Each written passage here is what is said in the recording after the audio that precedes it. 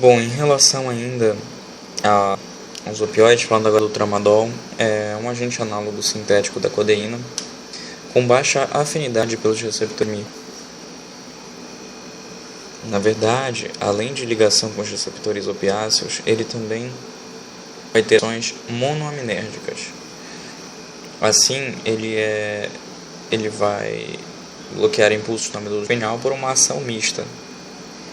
Desse modo, ele é considerado, por isso, um opioide atípico, que por isso não é totalmente revertido pela naloxona.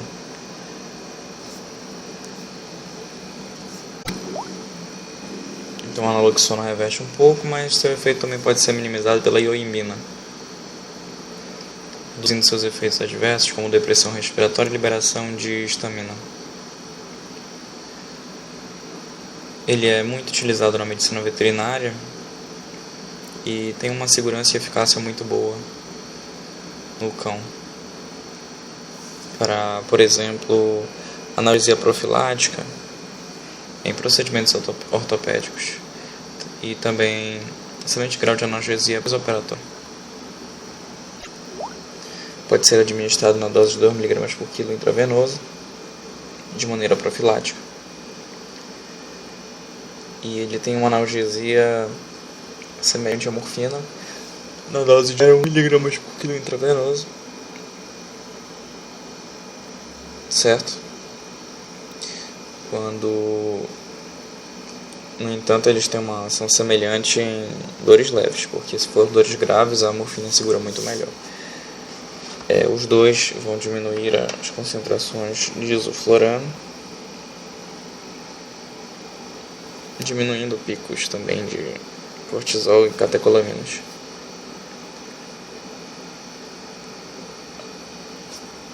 O tramadol promove analgesia por uma faixa de 6 a 8 horas. E associado à dipirona e a anti-inflamatórios não esteroidais, consegue fazer controle de dor moderada, aguda ou crônica com sucesso. Então as doses usuais vão variar de 1 a 4 mg, uma média de 2 mg por quilo, mas para dores mais profundas como oncológicas pode se estender a dor até 6 mg por quilo.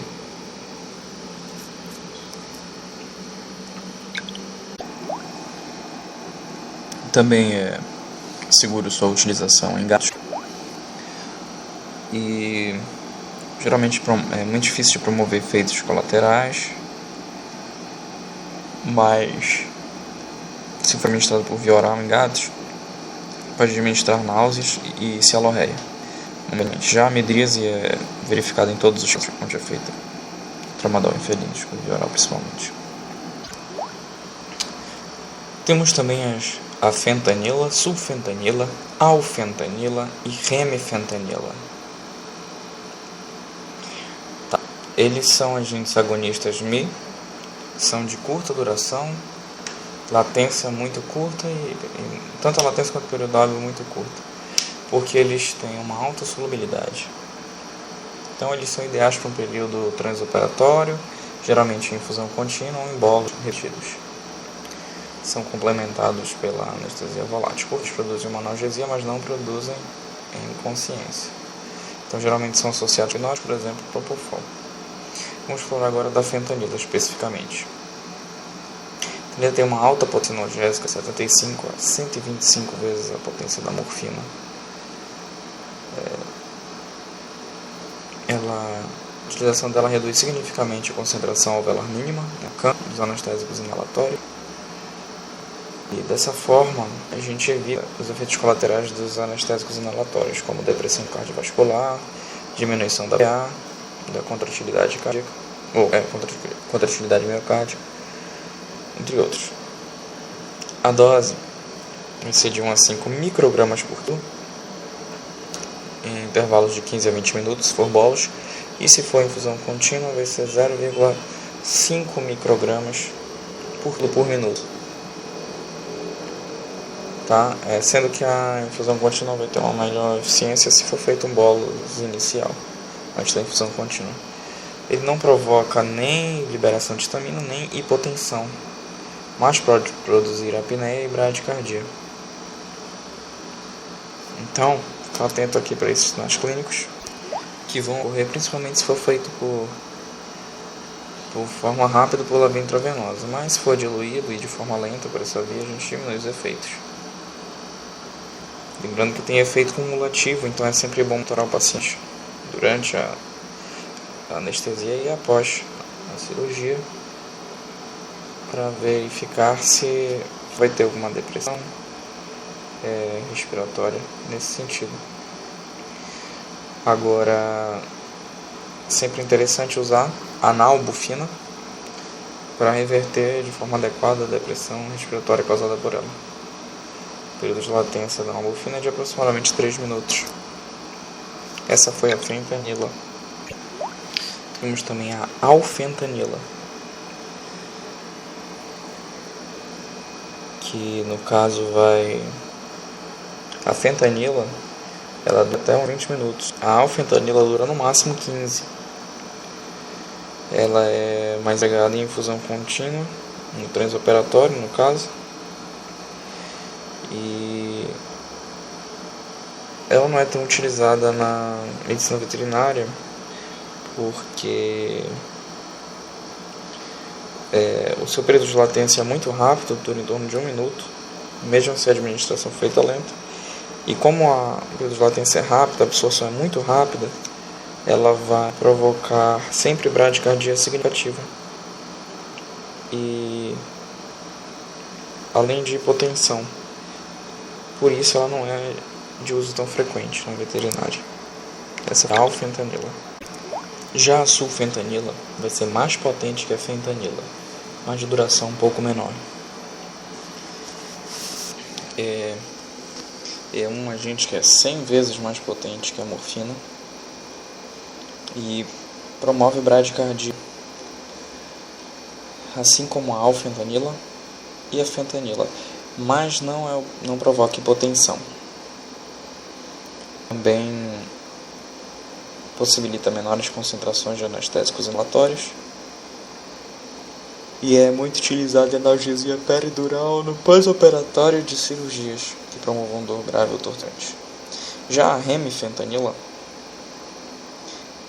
ela bem é mais uso através de infusão contínua, mas também muito usada por intravenosa, anestesia intravenosa total, tem rápido início e rápido término de ação. Sofre metabolização hepática e extrahepática. E assim como os demais opioides, pode causar bradicardia e depressão respiratória, além de sedação e vômito. Os efeitos são dose dependentes. Pode ser amenizado se for feita administração intravenosa lenta. A dose de infusão contínua, no caso, é de 2 microgramas por quilo por minuto.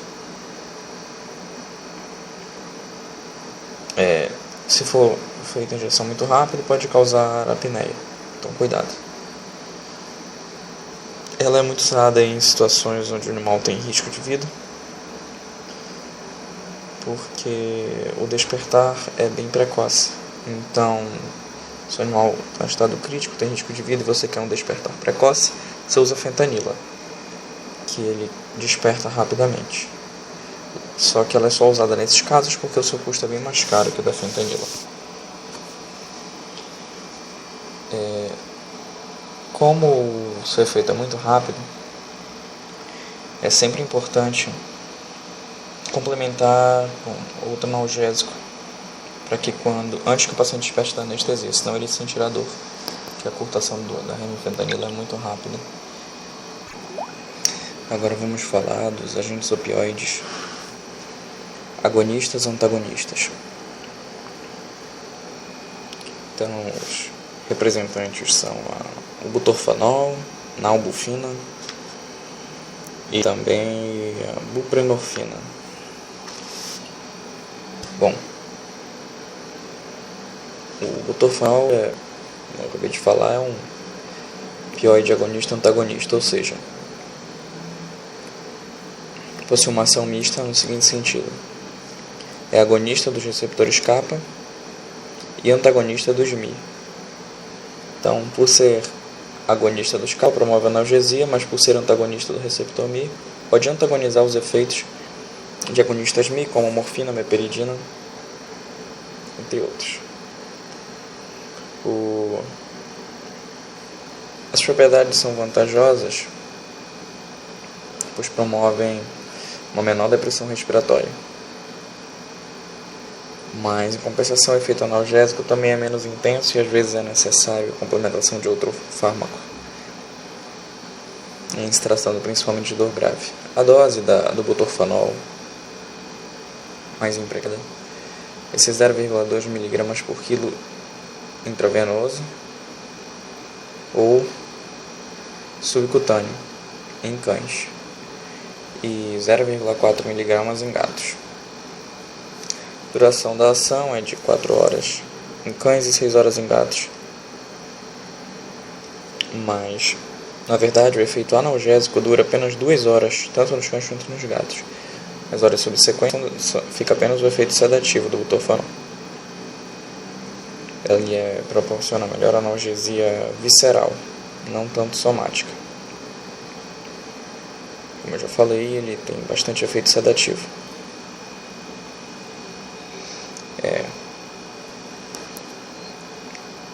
Uma desvantagem do butorfanol e os outros opioides que não são agonistas puros é o fato de ser efeito teto, ou seja, a analgesia não é dose dependente, então alcançando uma determinada dose, a ação analgésica não pode ser incrementada, não pode ser aumentada.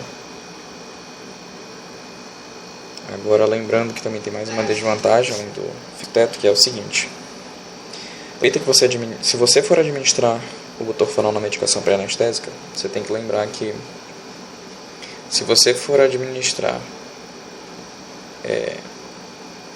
opioides agonistas Mi no transoperatório, o efeito deles vai ser gravemente prejudicado, porque o butorfanol vai antagonizar os receptores Mi.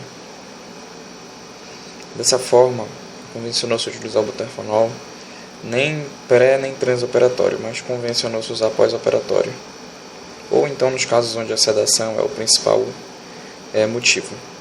Ele tem um custo um pouco alto e uma ação analgésica pequena e curta, então ele está sendo realmente mais utilizado como sedativo e nem tanto como analgésico nos dias de hoje. Esse foi o butorfanol. Agora vou falar da nalbufina. A nalbufina também é um kappa agonista com duração de ação de 6 a 8 horas, potência igual a da morfina. Sua dose vai ser de 0,1 mg por quilo em gatos e até 0,5 mg por quilo em cães, podendo se usar as 3 vias parenterais. Ele é ótimo para antagonizar o efeito de depressão respiratória da fenila e também o efeito de sedação residual, somente quando a gente tem bolos repetidos ou uma infusão com por muito tempo. Essa daí é a nalbufina. Lembra da nala, virando búfalo, meio drogada, com opioide. Então, lá, ele é um opioide, na verdade é um opioide agonista-antagonista. Acho que também vai ser usado aí principalmente como para reverter os efeitos de outros opioides. E a vantagem dele é que ele, além de reverter os efeitos dos outros opioides, efeitos indesejados, mas ele mantém a função analgésica, por ser um opioide. A buprenorfina já vai ter uma pequena diferença. Ele é um agonista parcial do Pi e antagonista do kappa. Agonista parcial do Mi e antagonista do Pi. Doses baixas possuem ação analgésica, mas as doses altas dele podem ser menos efetivas. Além disso aí, ele tem um efeito teto, no caso, ou seja, alcançada uma determinada dose, tem a função analgésica. Se aumentar muito, não vai ser incrementada a analgesia, somente os efeitos adversos. período de latência aí é de cerca de 40 minutos. Então, ele precisa ser administrado cerca de 40 minutos antes do requerimento do efeito analgésico. Sua duração de ação é em torno de 8 a 12 horas. Dose dele geralmente 0,02 mg por quilo por via intramuscular. Se for administrado por via intravenosa, tem que ser bem lento. Mais potente que a morfina. Inclusive, ele promove uma depressão respiratória de difícil reversão, a buprenorfina. Em gatos, existem resultados conflitantes. Alguns trabalhos científicos dizem que faz efeito, outros que não faz tanto efeito. Bom, devido à sua grande dificuldade de reversão da depressão respiratória, não é muito usado e provavelmente vai ser retirado do mercado. Buprenorfina. Bom, temos também os agentes opioides antagonistas. Agentes opioides antagonistas. E aí o seu exemplo que vale ser citado é a naloxona, que é o antagonista de todos os receptores opiáceos. E sempre que for usado uma sobredose de qualquer opioide, ele pode ser utilizado a naloxona para reversão dos efeitos, por exemplo, bradicardia, depressão respiratória, excitação, efeitos comportamentais, etc. A dose pode ser de 1 mg por quilo, subcutânea, intramuscular ou intravenosa. Pode ser usado tanto em cães quanto em gatos. Sua duração é curta, de aproximadamente 30 minutos, então pode ser necessário reaplicações. Agora, o problema aí da naloxona é que, além dele reverter os efeitos indesejados causados pelos opioides, vai reverter também a analgesia. Então é sempre necessário ter outra classe de analgésico aí para aliviar a dor desses pacientes quando for utilizada a naloxona.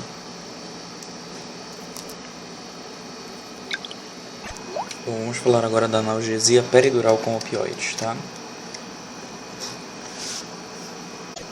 Como na medula espinhal nós temos um grande número de receptores opioides, sabe-se que a administração de pequenas doses no espaço dural vão oferecer uma analgesia bastante efetiva, principalmente para o controle de dor, podendo ser pós-operatória, câncer, dor crônica, entre outros. Para que eles funcionem direito, os opioides vão precisar se difundir através da dura mater e alcançar o corno dorsal medular, onde os receptores opioides estão localizados. Então, o mecanismo de ação desses opioides vai se dar pela inibição pré e pós-sináptica da transmissão dos potenciais de ação. E eles vão inibir também a liberação de neurotransmissores excitatórios, como o glutamato e a substância P.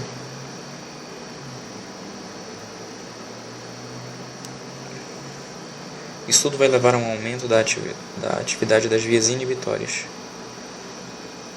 que atuam no processamento da dor da medula espinhal. Então, tem vias inibitórias da dor aí sendo ativadas na analgesia peridural. A solubilidade desses opioides é o que vai determinar seu efeito e sua ação. Quanto mais eles forem solúveis, mais eles vão conseguir se difundir e agir mais rápido. Então, opioides lipossolúveis, como a fentanila, rapidamente se dissolvem na gordura epidural e se movem pelas membranas até o líquido cefalorraquidiano. Então, em seguida já vamos ter uma absorção sistêmica. Logo, como ela é muito lipossolúvel, se difunde muito rápido, a fentanila vai ter uma ação peridural, período de latência de 5 minutos. Em contrapartida, os opioides hidrofílicos, por exemplo a morfina, que se dissolvem rápido em água, mas não atravessam gordura, a gordura dura mater, vão demorar muito para alcançar o líquido cefalorraquidiano. Então, uma vez injetada a morfina na via epidural, ela vai permanecer ali e vai se difundir muito pouco. Vai ficar em concentrações elevadas ali e aos pouquinhos vai sendo absorvida. Seu período de latência pode ser de 20 minutos a 1 hora.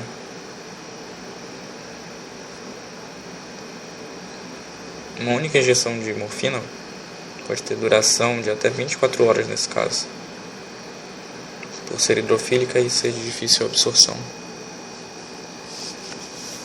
Então, geralmente a analgesia pela via peridural é mais prolongada, potencializada, do que quando são administrados opioides por via sistêmica.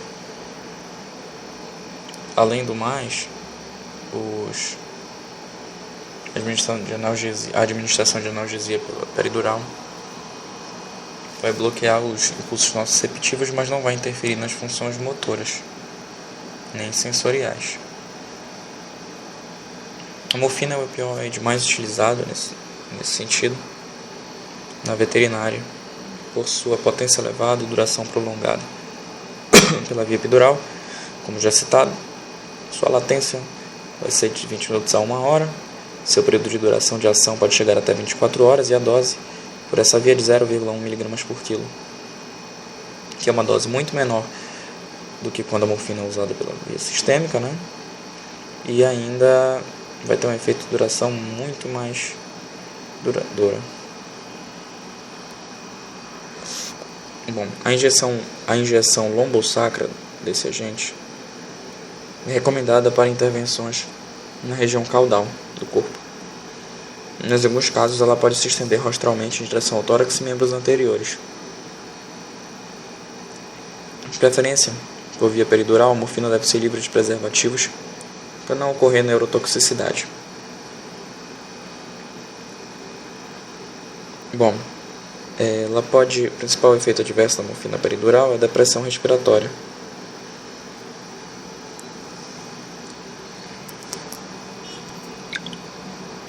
Mas também pode provocar náuseas e vômito,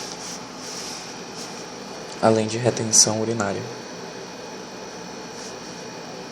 Mas isso daí não é tão observado nos animais. Uma boa técnica é quando você associa a morfina com anestésicos locais pela via peridural. O sinergismo vai elevar a potência e a duração da analgesia, com menores doses de cada agente, claro, para não ocasionarmos hipotermia, paralisia e hipotensão.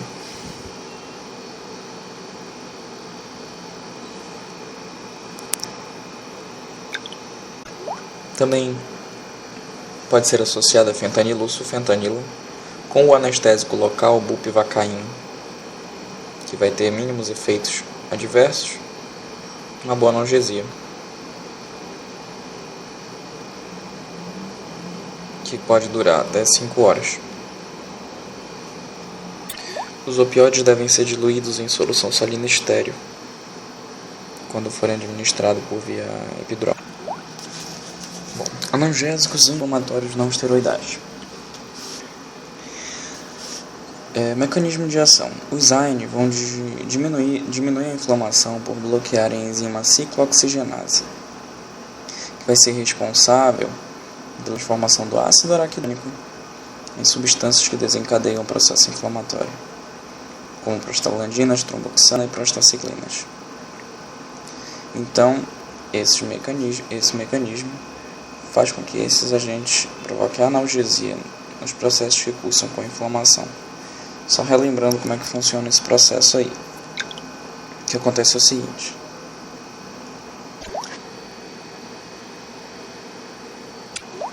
a fosfolipase A2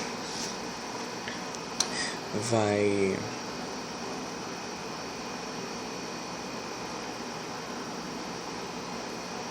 atuar nos proteolipídios da membrana. Quando ocorre uma lesão tecidual, uma enzima chamada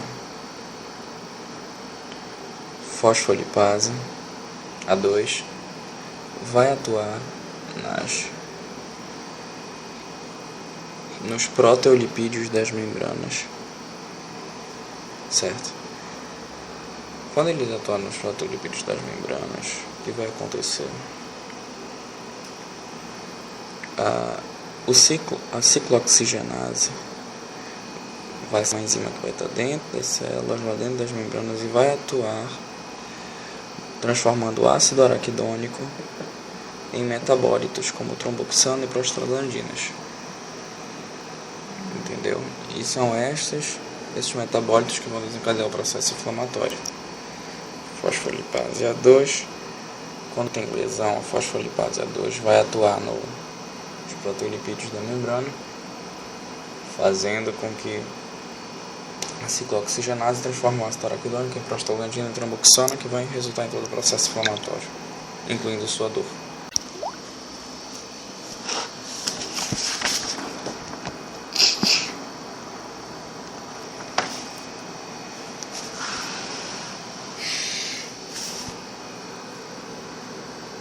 Bom, existem duas ciclooxigenases. Há a ciclooxigenase 1 e a ciclooxigenase 2, ou COX-1 e COX-2. A ciclooxigenase 1 ela é constitutiva, importante em funções fisiológicas normais. Por exemplo, vai atuar na vasodilatação renal, o que vai garantir o aporte sanguíneo para esse órgão, além de ajudar na proteção da mucosa gastrointestinal e na agregação plaquetária. Certo? Sendo que se um agente bloqueia a COX-1, automaticamente nós vamos ter essas funções prejudicadas. Ligação sanguínea no renal, vamos ter também problema de coagulação e problema na mucosa intestinal. Por outro lado, já a COX-2 também possui funções fisiológicas, mas a partir de determinados estímulos sua concentração aumenta muito, e é esse aumento excessivo da COX-2 que vai fazer com que haja todo o processo inflamatório, certo? Atuando em células e macrófagos, liberando prostaglandinas inflamatórias.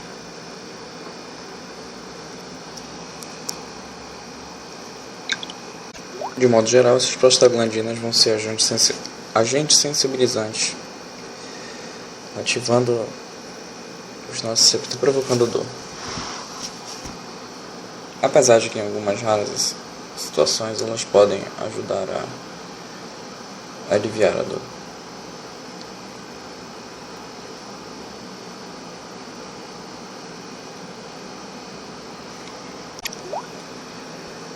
Os agentes que bloqueiam tanto a COX-1 quanto a COX-2 são mais propensos a causar efeitos adversos gastrointestinais, renais e alterações de coagulação. Então, alguns exemplos de medicações que tanto a COX-1 quanto a COX-2 são ácido acetilsalicílico, flunixamina, cetoprofeno e piroxicam. Ácido acetilsalicílico, piroxicam, cetoprofeno e flunixamina.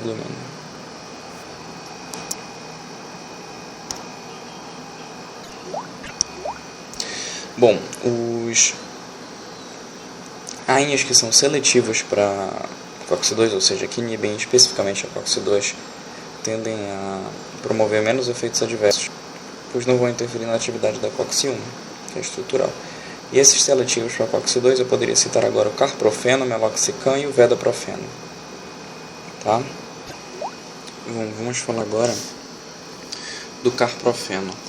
Ele é um AINE extremamente usado por ter uma excelente ação anti-inflamatória analgésica sem muitos efeitos adversos. Tem também efeito condroprotetor e já foi usado em cães por longos períodos. Inclusive, alguns animais já usavam eles em interrupções por anos. Tem uma ótima função analgésica, inclusive superior à da meperidina.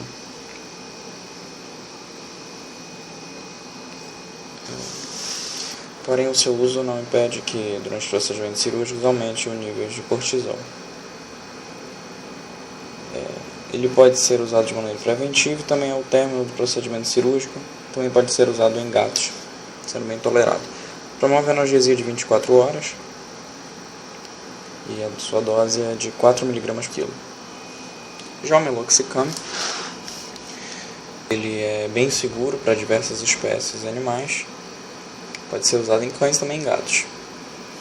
O meloxicam é bem seletivo para COX-2, assim como também o carprofeno. Mas falando do meloxicam aqui, ele tem potente ação anti-inflamatória, baixa toxicidade renal. gastrointestinal e longa meia-vida, ou seja, ele é excelente. Bom, a meia-vida vai durar aproximadamente 20 horas, de 11 a 20 horas, na verdade, com aplicação única subcutânea.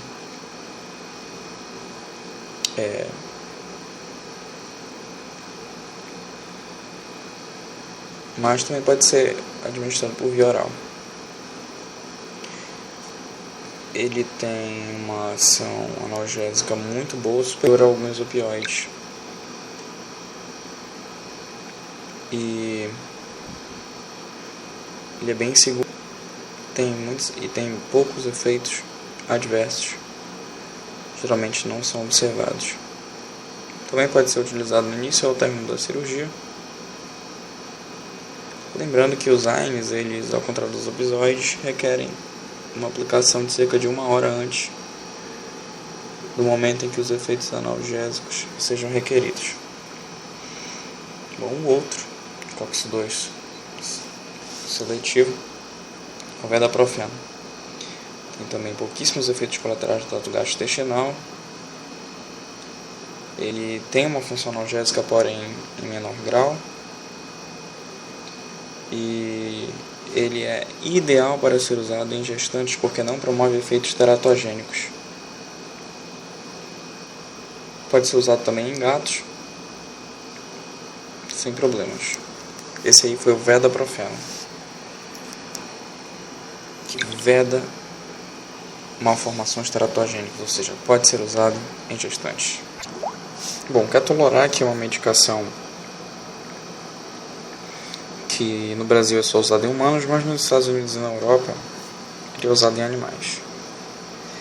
Ele tem uma excelente analgesia e quando ele é utilizado ele requer uma dose menor de opioides. Ele também tem efeito, além de antipirético e analgésico, ou além de anti-inflamatório e analgésico e antipirético, em animais, sendo que a sua principal função é a analgesia de fato. Seus efeitos adversos são iguais dos outros AINES e basicamente é isso aí que a gente tem que saber dele, tá bom? O Cetoprofeno. O Cetoprofeno, aí a gente já começa a falar agora aqueles que não são seletivos para COX-2, ou seja, bloqueiam tanto COX-1 como COX-2. Então vamos lá. Cetoprofeno, bom para animais com dor de grau leve a moderado. E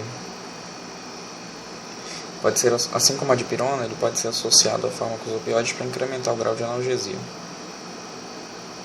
Muito bom para tratamento pós-operatório. Sua analgesia é de 24 horas. Porém, existe risco de toxicidade gastrointestinal e renal, comum aos que não são seletivos para COX-2. Então, se você tem animais que têm hipovolemia ou hipotensão, ou seja, que já fazem hipofluxo renal, ele está contraindicado, certo? Mas se o quadro do animal for normalizado, ele pode ser usado depois. Tem uma boa função aí analgésica, mas para dores leves e moderados, sendo que ele tem um efeito adverso muito ruim, também além de diminuir o aporte sanguíneo, ser tóxico para o rim, gastrointestinal. Ele, além disso, também promove o sangramento, aumenta o tempo de sangramento. Por isso ele não é indicado para operatórios, certo? É isso aí. 2 mg por quilo, 3 vias parenterais ou 2 mg por quilo VO, sempre a cada 24 horas por no máximo 5 dias. A não ser que você diminua a dose de 2 mg por quilo para 1 mg por quilo, você pode estender até 15 dias a utilização do Cetoprofeno. Outra medicação que não é seletiva COX-2 é a flunixina-meglumina, também é bom analgésico de dor aguda e pós-operatório. Tem uma analgesia realmente muito boa, mais do que alguns opioides fracos, sendo que não se tem ainda uma definição certa sobre sua nefrotoxicidade, tá? Existem artigos que dizem que sim, outros que dizem que não. Então até hoje não se sabe.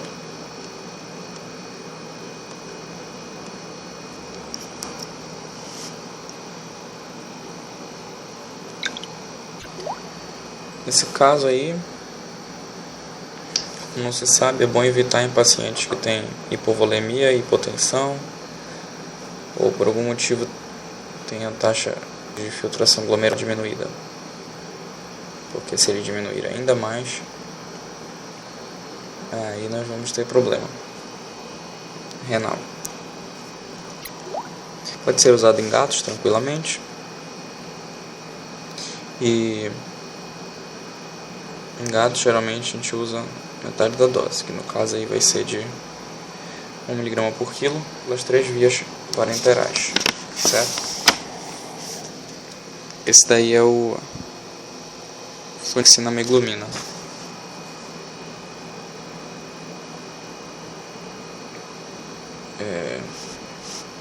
Na verdade, 1 mg por quilo não é metade da dose, não. É a dose tanto para cães quanto para gatos, tá? Vamos lá. Bom, agora citar rapidamente o ácido tolfenâmico, que ele é indicado para infecções do trato respiratório. Tem ação antipirética e basicamente ele é parecido com os outros AINES nos efeitos colaterais. Pode ser usado para gatos também. 4 mg por quilo subcutâneo a cada 24 horas. Então, ácido tolfenâmico, a gente decora aí que é para infecções do trato respiratório, tá bom? Bom, o ácido acetil salicílico, ele já foi muito usado no passado, quando tinham poucos anti-inflamatórios no mercado. Só que o que acontece é o seguinte: atualmente ele é pouco justificável, justamente por ser um fármaco que bloqueia tanto a COX-2 quanto a 1, pode causar irritação gástrica, anemia, hepatotoxicidade, entre outros. Tem uma meia-vida longa em gatos, podendo ter um grande acúmulo nesses animais. Nem é aprovada nos Estados Unidos, entendeu? E sua dose é 10 mg por quilo para os animais no qual é recomendada. Porém, para cães se usa a cada 12 horas, para gatos a cada 48 horas. Mas, sinceramente, não é mais justificado seu uso atualmente. Piroxicam. Ele já é mais indicado para infecções e inflamações do trato urinário, mas tem efeitos colaterais graves, renais e gastrointestinais. Por isso seu uso também não é tão difundido aí, não é tão empregado. Principalmente quando você quer tratar dor musculoesquelética devido à sua alta toxicidade. Para o cão aí a dose é 0,3 mg por quilo, via oral a cada 24 horas, por 2 dias.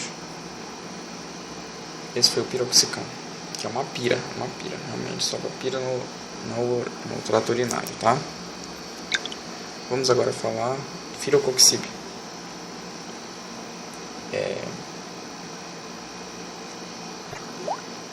O firocoxib ele já é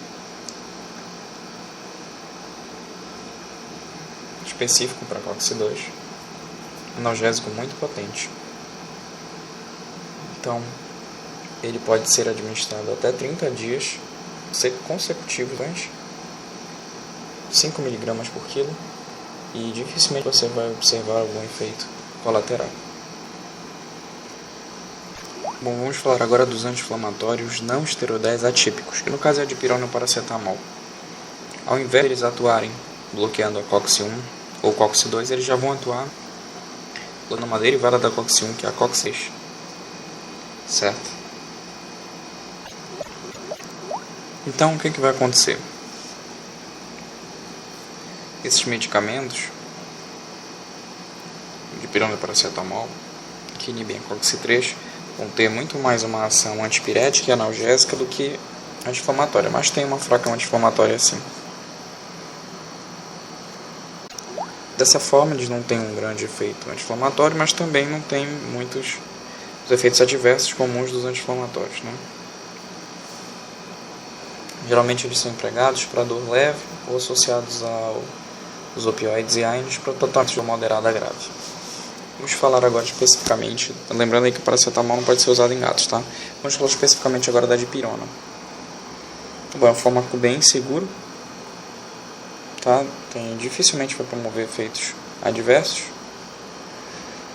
Ele sozinho, né, isoladamente, é usado para dores leves e também funciona como antipirético e associado aos AINES vai ajudar na náusea de dores moderadas.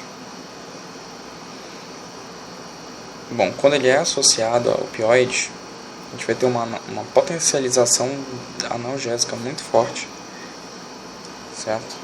Devido ao energismo dessas duas classes de fármacos.